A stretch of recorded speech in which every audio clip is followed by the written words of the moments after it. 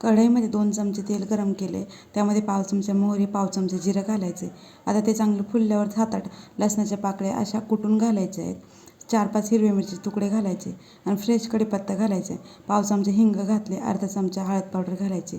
इथे अर्धी वाटी मुगाची डाळ स्वच्छ कुकरला 2 शिट्ट्या करून घेतल्यात. चांगली घोटून घ्यायची आणि यामध्ये घालायची. गरजेनुसार पाणी घालायचे. खूप जास्त सुद्धा पातळ करायचं नाही. आता चांगलं व्यवस्थित मिक्स करून घ्यायचे.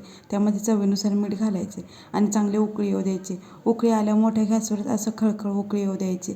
यामुळे वरण एकदम छान उकळलं जातं आणि खायला पण चविष्ट लागतं. आता बघू शकता 5 ते 6 मिनटं मी चांगलं वरण उकळून घेतलेलं आहे. सगळ्यात शेवटी यामध्ये बारीक चिरलेली कोथिंबीर घालायची. तयार झाले आपलं साधं सोपं फोडणीचं वरण. लहानांपासून मोठ्यांपर्यंत अगदीच आवडीने खातील. वरण भात आणि त्यावरती साजूक तूप खायला एकदम छान लागतं. तुम्ही सुद्धा असं नक्की करून बघा. आवडलं असेल तर लाईक करा, शेअर करा आणि चॅनल सबस्क्राईब करा.